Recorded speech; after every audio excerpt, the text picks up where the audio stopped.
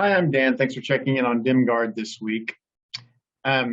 So we are just barely into a couple of new campaigns, and a thing happened in one of them that is something that has happened with some degree of frequency in my campaigns over the past 20 years. Like it's not an unusual situation, and it is something that again I don't see addressed anywhere in the many good sources that we have for this, like DM Dave or the Dungeon Dudes or whoever, right? So I thought, yeah, I'll go into this, and that is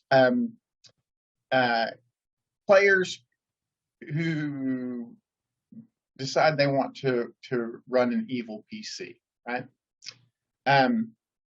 And that's a problem. That's a problem. You will run into DMs who will occasionally design an evil adventure or an evil campaign, right? So something to cater to that desire of players to indulge evil PCs. But really, if you're looking at a long-term sustainable campaign, evil PCs are just not a proposition that they can accommodate, right? Evil PCs are inherently nihilistic, right? They just watch the world burn because they're never lawful evil. They're never like, well, I'm trying to build an evil organization. They're always, no, I'm going to be selfish and destructive and hedonistic and overly indulgent and you just can't you can't build a campaign around that, an ongoing campaign. So you will see, and this is not just Dimgaard, like you look at any long-term campaign, Dragonlance or Forgotten Realms or whoever, and they're all predicated on the idea that the PCs are going to be heroic, that are going to be noble and heroic and are working towards good aims, that they are not indulged in destructive, chaotic, evil schemes to undermine civilization. And the reason for that is that you can't sustain a campaign with evil PCs. Like you might be able to run an adventure or maybe even a short story arc, but it just doesn't make any sense, right? So if you're in a world that the premise is that heroes rise to thwart the evil entities, right? Well, then if you're the evil entity, you have to expect that, oh yeah, you're going to face an indeterminate, unending series of adventurers saying, that's the evil guy, let's get a group together and go kill the big bad guy, right? That's just the premise of the game. And if you're the big bad guy, then your game becomes a series of facing adventuring parties who are trying to kill you, trying to stop you from being the serial killer that you are, right? And then if you're like, well, okay, we will just pretend we're going to remodel things and pretend that that's not the premise of our entire game. Then in the context of your world, right, you've got to answer the question, well, how is it that the authorities, that law enforcement and governments and religions are just idly watching while you engage in this crusade of hedonism and terrorism and wholly destructive behavior? Why aren't they organizing an army to stop you, or launching a crusade against you, right? If you're like, well, no, we're not going to pretend that we're going to pretend that other adventurers don't exist.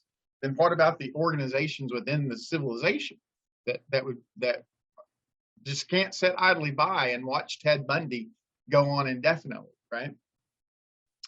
And then you have vigilantes, like all those people that you just murdered. They don't have relatives, right? They didn't have a spouse or a kid or a mother who's mad as heck that you just murdered their loved one in cold blood. Evil campaigns, unless they just completely are illogical and unreasonable should all devolve very quickly into just an endless series of the evil PCs facing an indefinite and unending set of entities who are trying to kill them, right? So that's the reason. So then the mechanisms come into play. It's like, okay, so you're a DM or a campaign designer, and you recognize that you don't want evil PCs. You need heroic PCs, because that's the idea, is that you're building an environment that generates heroic, epic stories, not calamitous evil stories. So there have been times, and I guess this is maybe still a valid option, where the DM just says, you can't be evil. You got to be heroic. That's just the premise of my game. Don't show up at my game with it thinking you're going to be an evil PC. It just doesn't work in my game, and it's just foreclosed as an option. Just can't do it, right? But then what you very quickly run into with that is, you have players who want to be evil, who maliciously misstate the alignment of theirs. Like, no, I'm lawful good. Like, I deliver justice. That person deserved to be murdered. I can explain to you why they deserve to be murdered, and in a way that is going to completely justify why I am still lawful good and not evil, right? Or chaotic good, or whatever the chosen alignment is. And so if you try to just say you just can't be evil, you have players who are inclined to play evil PCs, you very quickly are going to devolve into arguments about the definitions of good and evil and alignments, right? The other reason I don't like just foreclosing it is I as a personal strategy, as a personal model for the games that I play, I like to really indulge players with the widest range of character options that they can bring to the table, right? And in all fairness, some PCs who really walk that fine line and sometimes lapse into evil behaviors, those can be terribly entertaining, very fun PCs to DM for. That the decision trees that they descend through can make for remarkable D&D sessions. And so I don't want to foreclose that, in all honesty, right? But I got to get back to the integrity of the game, and my campaign Dimgaard is definitely designed, even though Dimgaard as a backdrop is full of evil, and not just like evil individuals, but like institutional evilness, right? Like oppression and tyranny as a way of life, and the way that the established structures are modeled, right? But I need PCs who are engaged in heroic epic behaviors to build a heroic epic story, in contrast to that backdrop, right? Like working to overcome that tyranny, not trying to co-opt it. So what I do is I eschew alignment altogether. And this predates 5th edition. 5th edition is actually quite explicit that alignment is an optional trait. Really, it's not integral to the game in really any way, right? Like, monster stat blocks have an alignment attached to them, but that's not binding, right? And in the player's handbook, alignment is an optional character trait. And whereas in previous editions there were rules mechanics often associated with alignment, like if you were a paladin whose alignment strayed from lawful good, then there would be like direct consequences. And then in fifth edition, that alignment's gone, right? You have an oath of behavior that you are supposed to abide by as a paladin, and if you break that oath, then you become an oath breaker paladin. But alignment in no way enters into that, right? Like you could be completely lawful good, have broken your oath in the course of doing something that is objectively a good act, but still wind up an oath breaker because you broke your oath, right? And conversely, you can have a chaotic evil paladin who's 100% aligned with his oath, but is selfish and inconsiderate of the rights of his fellow humans or creatures in the pursuit of that oath, right? But is absolutely adherent to that oath in a way of rigidity that satisfies his personal goals in a completely chaotic evil fashion. And because alignment just doesn't enter into that, and you can look all the way through there, right? Like all the way through that strategy. The only places that I see alignment as a fixture in the rules mechanic is there are certain NPC monsters like cultists that will have alignment constraints on them, like cultists is like can't be good, right? Like any non-good alignment. Or you will have there are the Book of Vile Darkness, right, which has an alignment, and what's the companion piece, the companion artifact, Exalted Deeds, right, which you have to be good. If you're not good, then bad things happen if you try to handle it. But outside of those very limited alignment references, I can find no alignment. You may have some. If you have some other alignment mechanics in fifth edition that I'm unaware of, it would be great to see those in the comments, because I haven't made a diligent search, but just off the top of my head, I don't remember referencing any of them except for those, right? So, like I said, it's in my campaign in Dimgaard, we never ask a PC's alignment. We don't care what your declared alignment is. The important element of the PC is their behavior, right? So behaviors and the choices they make, those are what are important, and those are what have the consequences. So, you can say that you're lawful good, but if you are murdering someone who is bound and gagged and has no way of defending themselves, that's just, I don't care what you say your alignment is. I don't care how you rationalize that in your character alignment context, right? The fact that you're doing those type of things, that you're just murdering people indiscriminately, and not considering the rampant consequences of that, then I'm just going to say, okay, you do what you've told me what your character's doing. You have player agency, you have PC agency.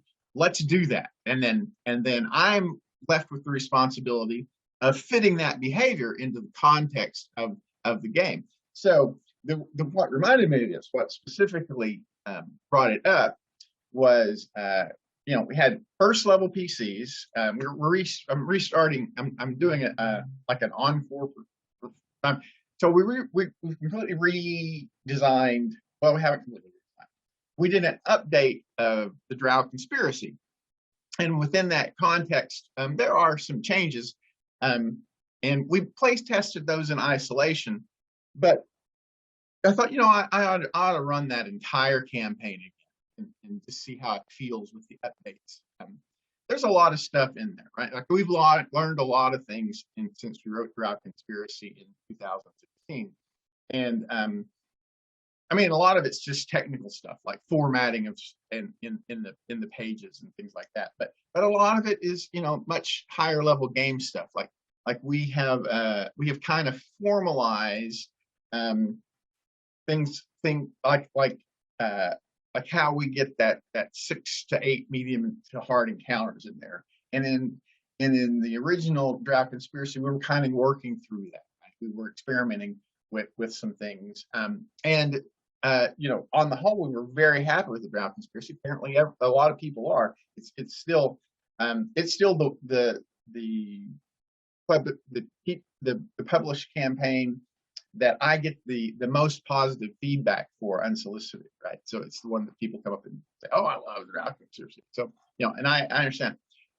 But anyway, so I'm like, I'm going to rerun the entire Drow conspiracy for this group of guys that plays D&D with me on Tuesday nights. And so their first level, and in that first adventure, you end up facing some death cultists. They captured the death cultists. Well, they killed most of them, but they actually captured one of them and they had it bound and gagged. They go on to face the Drow necromancer, and then on the way back, they're like, "Okay, what are we going to do with this captured death cultist?" And he says, "Oh, I'm just going to kill him. Yeah, he's dead. I'm killing him." And so I didn't argue about it. Right? It's his captive. The other players or other PCs are there. If they're not going to stop him, that's fine. So he just kills him in cold blood. Right. So now we're in the second episode. Right. So in 5th edition, we have this creature called the Revenant, which is a CR5 creature, I think CR5 or 6 baseline. But you can modify those up and down, and I've done that, right? Like I've even published the Revenant from CR1/8 up to CR20, so that if you're like, oh no, I need a Revenant, right? So Revenants come in. If you have, I mean, they just happen randomly, but so that they are a consequence of having unjustly murdered someone, right? So if you unjustly murder someone, and there's something special about them, like they have a particularly powerful affinity with a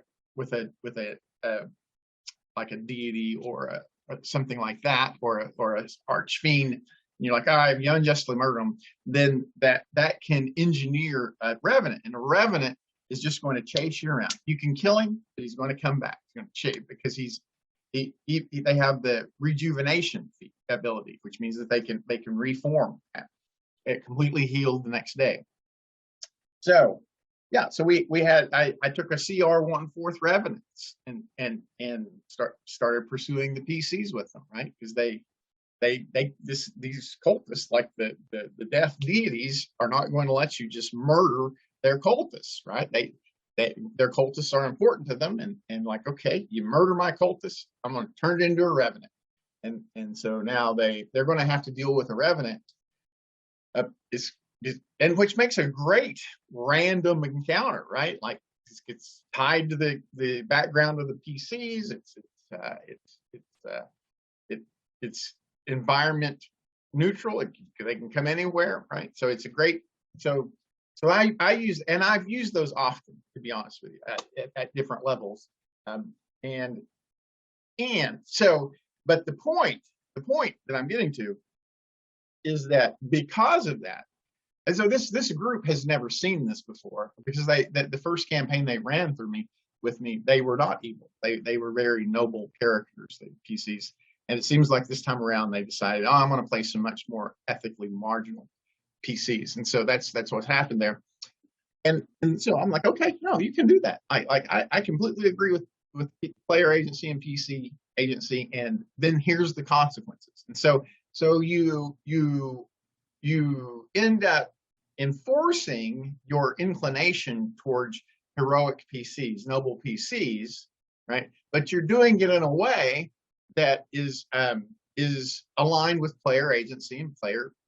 and PC agency. That there's you have the absolute right to make the decisions that for your PC, and there are consequences to those decisions, right? And there are other consequences on a broader scale that I also implement. Right? So PCs develop reputations, right?